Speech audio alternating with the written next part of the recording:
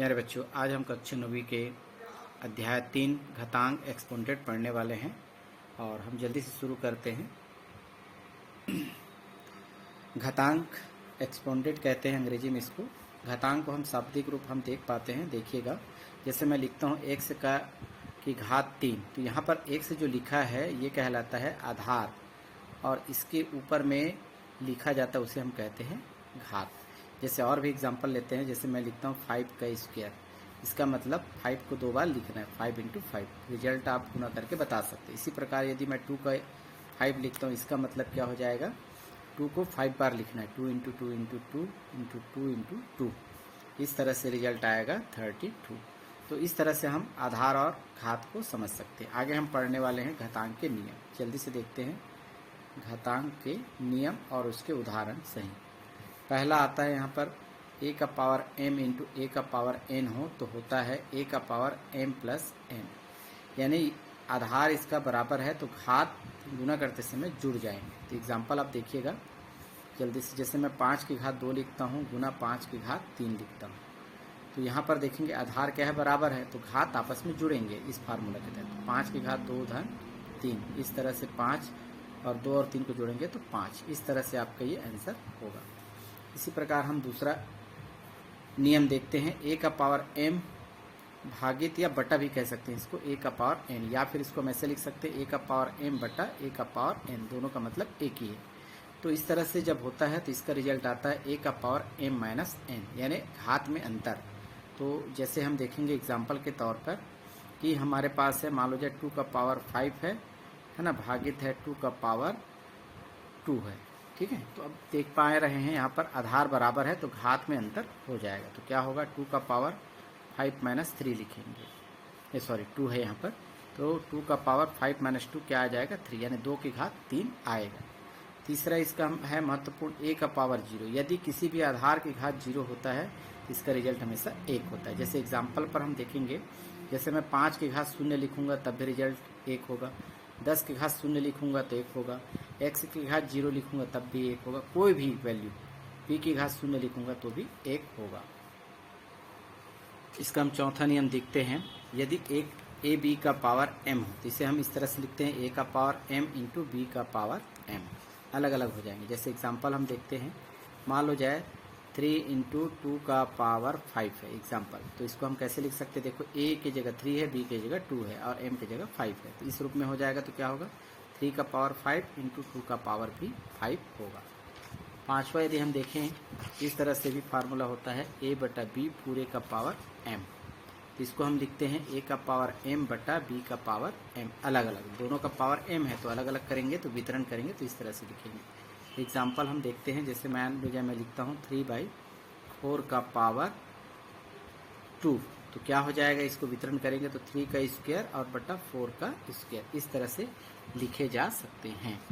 और भी है इसमें देखेंगे, एक महत्वपूर्ण फार्मूला है, a का पावर m हो तो इसे लिखते हैं a का पावर 1 है ना, a का पावर m बराबर 1/a का पावर माइनस m में चला जाता है। या फिर ऐसा हो, यदि a का पावर माइनस m है तो ये नीचे जाएगा तो a का पावर प्लस m लिखा जाएगा। एग्जाम्पल के तौर पे हम देखते हैं, है ना, जैसे मैं लिखता हूँ 5 का स्क्वायर तो क्या हो जाएगा, 1/5 का माइनस 2 हो जाएगा। इसी प्रकार यदि हमारे पास 5 माइनस 2 दिया जाएगा तो 1/5 का स्क्वायर लिख सकते हैं, ठीक है।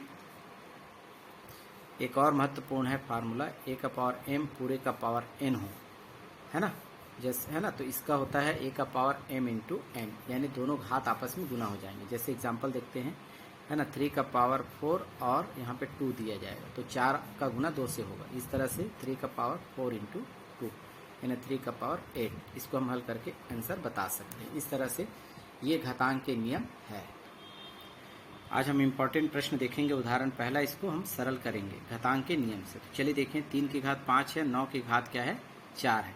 चूँकि इसका आधार कितना है, 9, और इसका आधार कितना है, 3, तो हम 9 को देख सकते, तोड़ सकते हैं। कैसे तोड़ सकते हैं, 9 को हम क्या लिख सकते हैं, 3 गुना 3, ये रफ कार्य है, इसके जगह हम ऐसा लिख सकते हैं। तो यहाँ पर हम लिखेंगे 3 की घात 5 गुना, इसको लिखेंगे 3 गुना 3 और पूरे की घात 4।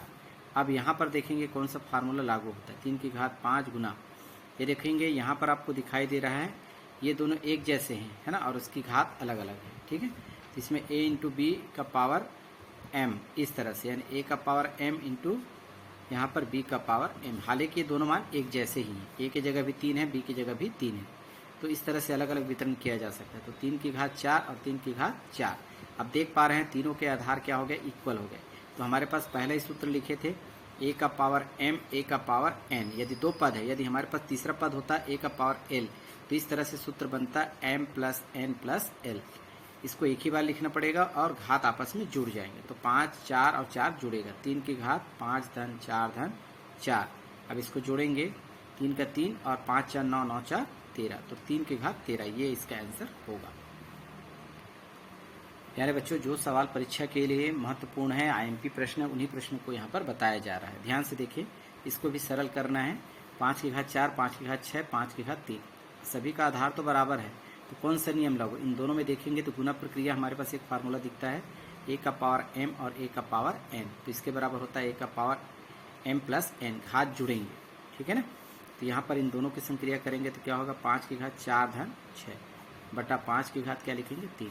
अब इसको थोड़ा सा ऐड कर दे, जोड़ेंगे, 5 की घात 4 और 6 कितना होगा 10 बटा 5 की घात 3। अब ये बटा में आ गया ना भाग, तो भाग के लिए भी नियम है, दोनों आधार बराबर है, तो a का पावर m और a का पावर n, इसके बराबर होता है a का पावर m माइनस n, घात में अंतर।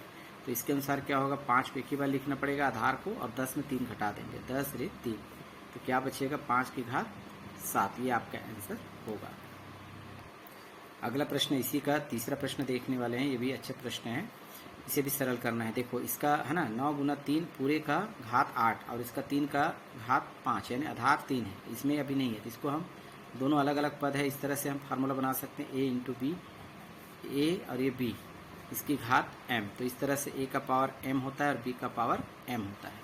इसके अनुसार इसमें हम लगाएंगे तो क्या हो जाएगा, 9 की घात 8 होगा और गुना 3 की घात 8, ठीक है।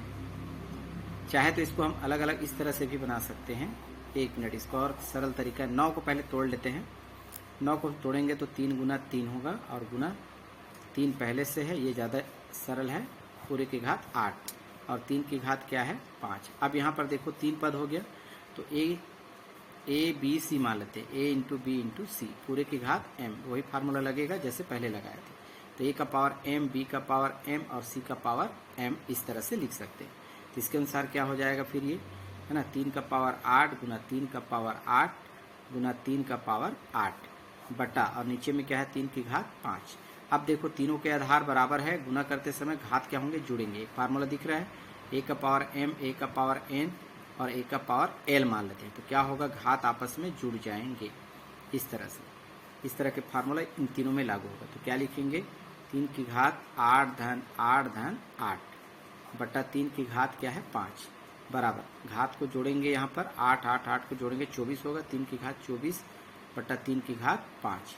अब यहाँ पर भी एक फार्मूला दिख रहा है, a का पावर m बटा a का पावर n, आधार बराबर है, घात अलग अलग है, तो अंतर आ जाएगा यहाँ पर फार्मूला में m माइनस n। तो घटाएंगे यहाँ पर इस तरह से, 3 की घात 24 ऋण 5, तो 24 में हम 5 घटा देंगे तो कितना बचेगा 19, 3 की घात 19, ये आपका आंसर होगा। अगला टॉपिक है ना, करके देखेंगे। इसके अंतर्गत हमें पहला सवाल लिए हैं, घातांक रूप में लिखना इन दिए गए संख्याओं को। 1/8 है, घातांक रूप में नहीं है, तो घातांक रूप में हम कैसे लिखेंगे। तो यहाँ पर आप देखेंगे 8 जो है बड़ी संख्या है, तो 8 को आप तोड़ेंगे, तो यहाँ पर मैं रफ कार्य के साथ साथ पेयर भी कर सकते हैं इसको गुणनखंड के रूप में। तो 2 से भाग देंगे, 2 चौक 8, 2 दूनी 4 और 2 एकम 2। 8 को हम 2 गुना 2 गुना 2 लिख सकते हैं, तो यहाँ पर लिखेंगे 1 बटा, इसके जगह लिखेंगे 2 गुना 2 गुना 2। आगे हम प्रोसेस करेंगे तो क्या होगा, 1 है ना, 1 का 1 बटा 2 कितने बार आया है, 3 बार आया है, तो 2 की घात क्या लिखेंगे 3। अब इसको हम ऊपर ले जाएंगे तो क्या हो जाएगा, 2 की घात ऋण 3। इसका एक फार्मूला होता है, पता है ना, a का पावर मान लो जाए माइनस m है, तो बटा a का है ना 1/a का पावर प्लस m होता है। ये वाला पद इसके समान दिखाई दे रहा है, इसे हम इस रूप में लिख सकते हैं। तो यहाँ पर आएगा, ये प्लस है तो इधर आएगा तो माइनस के रूप में आ जाएगा। इसी प्रकार देखेंगे 1 बटा है ना 243, इसको भी हम हल करेंगे तो 243 के यहाँ पर गुणनखंड कर दें, तो ये 3 से भाग जाएगा, क्योंकि इकाई में 3 है तो 2 से नहीं जाएगा भाग, तो 3 से करें, 3 8 24 और 3 1 3 से भाग जाएगा 27 बार में, 3 × 27, 3 × 3 = 9, 3 × 1 = 3। तो हम 243 की जगह 3 को हम कितने बार लिख सकते हैं यहाँ पर? 5 बार। तो 1/3 × 3 × 3 × 3 × 3। तो 3 कितने बार आया है इसे घात रूप में लिखेंगे तो 3 की घात 5, और इसे हम ऊपर ले जाएंगे तो क्या हो जाएगा? 3 की घात ऋण 5। फार्मूला वही है ना, 1/a⁻m हो तो a⁻m के रूप में चला जाता है। तो इस अनुसार ये आएगा, ये आपका आंसर होगा। अब हमें पढ़ना है गुणात्मक प्रतिलोम, और पिछले वीडियो में हम इसके बारे में अध्ययन कर चुके हैं। यदि आप लगातार वीडियो देख रहे होंगे तो इसके बारे में पता होगा। 10⁻⁻5 है तो आपको शॉर्टकट बताया गया, यदि माइनस दिया है तो प्लस के रूप में लिखेंगे। ये इसका गुणात्मक प्रतिलोम होता है ना, यानी कि किसके कारण से एक आना चाहिए ये आपको बताया गया है। यहाँ पर शॉर्ट फॉर्म में यही आपको लिखना है। जैसे यहाँ पर है p⁻n है तो क्या लिखेंगे? p⁻+n यानी n बस लिखा जाएगा। यदि मान लो जाए आपके पास है 5⁻7 है तो क्या हो जाएगा? इसको हम लिखेंगे 5⁻+7। लेकिन एक प्रश्न ऐसा है, ध्यान देंगे, ये महत्वपूर्ण है। 1/2 का पावर यदि 3 है तो इसे या करके इस रूप में लाना पड़ेगा, जो भी इस रूप में है, फंक्शन बटा के रूप में ना हो। इसको हम या करके क्या लिख सकते हैं? इसको ऊपर ले जाएंगे तो 2⁻3। ये जो है ऐसा आपको दिखाई दे रहा है, यानी माइनस में। तो माइनस में है तो गुणात्मक प्रतिलोम लिखेंगे तो क्या होगा? प्लस। तो ये माइनस है तो क्या हो जाएगा? 2⁻+3। ये इसका आंसर होगा। आगे हम प्रश्न देखने वाले हैं। उदाहरण 2 का पहला प्रश्न, ये भी कई बार एग्जाम में पूछा गया है, इसलिए आपको ये एक उदाहरण के भी प्रश्न आपको बताया जा रहा है। ध्यान से देखेंगे। 3 की घात 4 गुना 3 की घात ऋण 8। अब देख पा रहे हैं यहाँ पे क्या है? आधार बराबर है तो कौन सा फार्मूला लगेगा? a⁻m × a⁻n है ना। तो इस तरह से a⁻m + n होता है, इस तरह से। तो क्या हो जाएगा? 3⁴ प्लस, और इसके जगह क्या है? -8 है। इसको हम थोड़ा सॉल्व कर देंगे तो क्या हो जाएगा? 3 का पावर, ये प्लस माइनस क्या होगा? -4 - 8। इस तरह से क्या होगा? 3, 4 में 8 नहीं घटेगा। मैंने पहले भी बताया है, यदि नहीं घटता है तो सबसे पहले ऋण चिन्ह लगाएं और अब उल्टा करके घटा दें। 8 में 4 घटाएंगे तो 4। तो इस तरह से 3 की घात ऋण 4, ये आपका आंसर होगा। अगला टॉपिक है ना, पेज नंबर 72 पर दिया गया है। घातांक को विस्तारित रूप में बदलिए। ठीक है, इस तरह से प्रश्न आपको दिए गए हैं, इसे घातांक के रूप में आपको हल करना है। तो यहाँ पर देखेंगे 15 क्या है? 15.1 है, यानी 15 क्या है? पूर्णांक है, और 1 क्या है? अपूर्णांक है। तो 15 को हम ऐसे लिख सकते हैं, आपको पता है ये इकाई है, ये दहाई है। इकाई यानी इकाई का मान 5 है, दिया गया है, इसका गुना हम 1 से करते हैं। फिर प्लस दहाई का मान क्या है? 1 है, इसका गुना हम किससे करते हैं? 10 से करते हैं। ये आपको पता है। तो यहाँ पर आप देख पा रहे हैं, यहाँ पर दिया गया है ना। तो यहाँ तक तो हो गया 15, लेकिन दशमलव वाले को हम क्या लिखते हैं? इस तरह से आप लिखते हैं, आपको पता होगा। जैसे मान लो जब 0.5 लिखा दिया रहता है तो आप क्या करते हैं? दशमलव की जगह 1 और जितने अंक है दाएं तरफ उतने शून्य लगाते हैं। तो वैसे ही ये पहला अंक दिया गया, इसको हम प्लस कर दें पहले, और यहाँ पर 0.1 दिया गया, यानी 0.5 की जगह यानी 0.1 है। तो क्या लिखेंगे यहाँ पर? दशमलव की जगह 1 और इसके जगह 1। तो इस तरह से 1 इसको 10 लिखा जाएगा। तो यहाँ पर भी आप देख रहे हैं 10 की घात कुछ नहीं तो क्या है? यहाँ पर 1 है। तो यहाँ पर आप इसको इस तरह से लिख सकते हैं, 1 × 10 की घात 1 धन 5 गुना, यहाँ पर 1 है, यदि हम 10 के रूप में लिखना चाहें तो 10 की घात इसमें शून्य लगा सकते हैं, क्योंकि हम जानते हैं a का पावर 0 बराबर 1 होता है। तो 10 की घात 0 बराबर भी क्या होगा? 1 होगा। ठीक है, धन।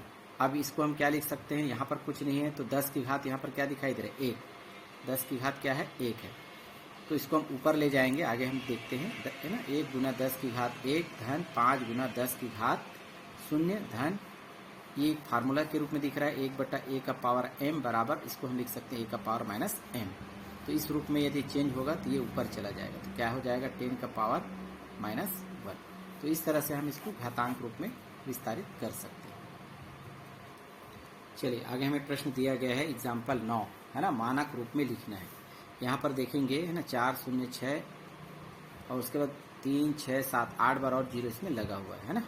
पढ़ेंगे तो ये लाखों अरबों खरबों में आएगा। तो इस तरह की वैल्यू दी गई, उसे आप मानक रूप में शॉर्ट फॉर्म में लिखना है। तो यहाँ पर ध्यान देने वाली बात यह है ना, ध्यान रखेंगे कि यहाँ पर जो पूर्णांक जो बनाएंगे वो 1 अंक का होगा, यानी कि 0 से बड़ा होगा और 10 से क्या होगा? छोटा होगा।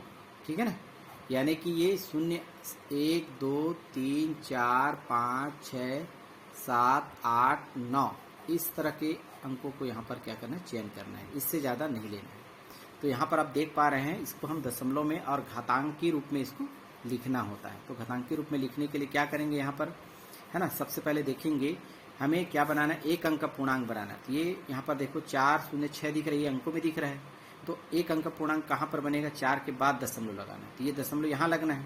तो हम क्या करेंगे, इस दिशा से काउंट करते आएंगे। चलिए देखेंगे 1 2 3 4 5 6 7 8 9 और ये 10। तो यहाँ पर क्या हो जाएगा, घात 10 होगा। तो कैसे लिखेंगे इसे हम रूप में, 4.06 गुना, और आधार क्या लेना है, हमेशा इसमें 10 लेना है। तो 10 की घात कितने बार आया, ये 10 बार आया। एक और एग्जाम्पल देखेंगे तो समझ में आएगा। यहाँ पर भी एक अंक का पूर्णांक बनाना है, देखिएगा। तो यहाँ पर आप देखेंगे तो दशमलव कहाँ पर लगना चाहिए, एक अंक का पूर्णांक 2 हो सकता है, 21 करेंगे तो 2 अंकों का होगा। तो यहाँ पर दशमलव का प्रयोग होना चाहिए। तो ये धनात्मक है, पूर्ण संख्या है पूरे। तो आप इस तरह से आप काउंट करते आएंगे, 1 2 3 4 5 6 7 8 9 10 11 12।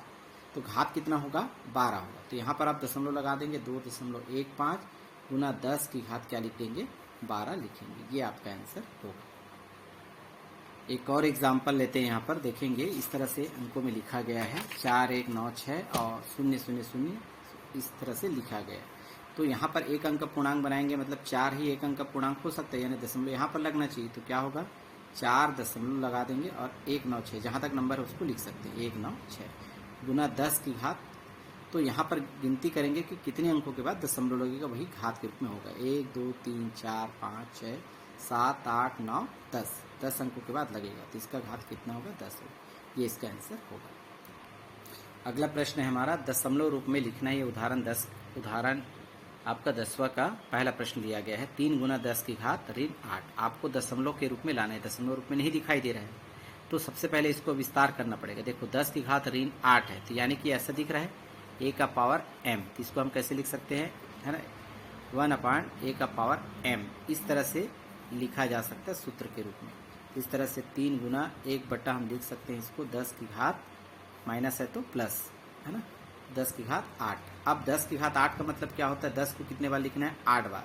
अर्थात इसको हम लिख सकते हैं 3 गुना 1, अब बटा इसमें हम लिख सकते हैं 10 को हमको 8 बार, यानी 0 को 8 बार लिख सकते हैं। 1 लिखा जाएगा, 1 2 3 4 5 6 7 8, अर्थात 3 गुना 1 करेंगे तो 3 ही होगा। और ये इस तरह से 8 बार 0 इसमें लिखा गया है, ठीक है ना। अब इसको क्या करेंगे, घात रूप में लिखेंगे। तो क्या हो जाएगा, 3/, अब यहाँ पर देखेंगे कितने यहाँ पर शून्य है, 8 शून्य है। तो इसको हम क्या लिख सकते हैं, इस तरह से, या फिर इसको भाग कर देंगे तो क्या हो जाएगा, देख पा रहे हैं। जैसे एग्जाम्पल के तौर पे आपको हम थोड़ा सा बता देते हैं ताकि आपको समझ में आ जाए, है ना। तो इसको भाग देने की प्रक्रिया आपको शॉर्टकट समझ में नहीं आएगी, तो आपको ये समझना होगा। जैसे मान लो जब मैं लिखता हूँ कि 5, है ना, 5.10 लिखा है, यहाँ पर देखेंगे, यानी यहाँ पर आप देखेंगे जब भाग देते हैं 5 को, है ना, 10 से, तो यहाँ पर 1 शून्य है, तो 1 अंकों के बाद डायरेक्ट हम क्या लिख सकते हैं, आंसर लिख सकते हैं। 5 1 अंकों की संख्या है, तो यहाँ पर दशमलव लगा देंगे, 1 अंक के बाद दशमलव। मान लो जाए 5/100 होता है, एग्जाम्पल है, तो है ना, तो 2 अंकों के बाद दशमलव लगेगा। चूंकि हमारे पास 1 अंक है, 5 जो है 1 अंक है, और 2 शून्य यानी 2 अंकों के बाद दशमलव लगना है, तो इसके पहले 1 अंक 0 और लिखेंगे, तो 2 अंक बन गया, तो 2 अंक पहले दशमलव।